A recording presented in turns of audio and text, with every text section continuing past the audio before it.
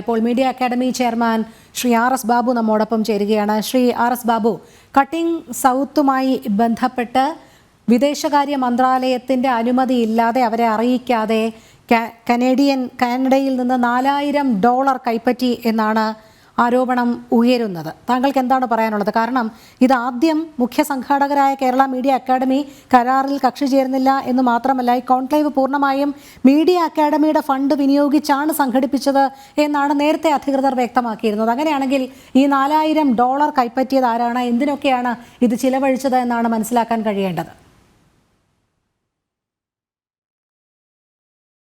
ഒരു ഫെസ്റ്റിവൽ ഞങ്ങൾ നടത്തിയിരുന്നില്ല.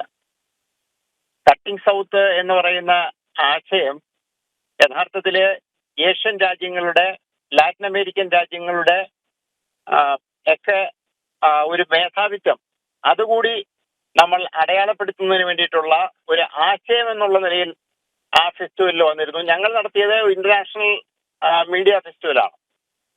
ആ ഫെസ്റ്റിവലില് ബാഹ്യമായിട്ടുള്ള ഒരു സംഘടനയിൽ നിന്നും, ഒരു ഏജൻസിയിൽ നിന്നും ഒരു തരിമണി പോലും ഞങ്ങൾ സ്വീകരിച്ചിട്ടില്ല, ചെലവാക്കിയിട്ടില്ല. അപ്പോ അതിനകത്തൊരു ഒരു തരത്തിലുള്ള സന്ദേഹത്തിനും അവകാശമില്ല. ഞങ്ങൾ ഒരാളിൽ നിന്നും ഇതിനു വേണ്ടിയിട്ട് പിന്നെ പണം ഞങ്ങൾ സ്വീകരിച്ചിട്ടില്ല, അവരുടെ ആരുടെയും പണം ഞങ്ങൾ ചെലവഴിച്ചിട്ടുമില്ല.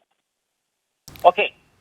ശ്രീ ആർ.എസ്. ബാബു, ഒരു കാര്യം കൂടി, അങ്ങനെയാണെങ്കിൽ ഈ $4000 കൈപ്പറ്റിയത് സ്പോൺസർഷിപ്പ് കരാറുമായി ബന്ധപ്പെട്ടാണ് എന്നുള്ള ചില സ്ഥിരീകരണങ്ങൾ വരുന്നുണ്ട്. വിദേശകാര്യ മന്ത്രാലയം അറിയാതെ ഈ വിദേശ ഫണ്ട് ഭാരതത്തിലേക്ക് എത്തിയെന്നും വളരെ വ്യക്തമല്ലേ? മീഡിയ അക്കാദമി ഞങ്ങള് ഒരു പൈസ പോലും ഒരാളുടെ നിന്ന് ഞങ്ങൾ വാങ്ങിയിട്ടില്ല. അങ്ങനെ ഒരു ഏർപ്പാട് ഇതുവരെയ്ക്കും നടന്നിട്ടില്ല.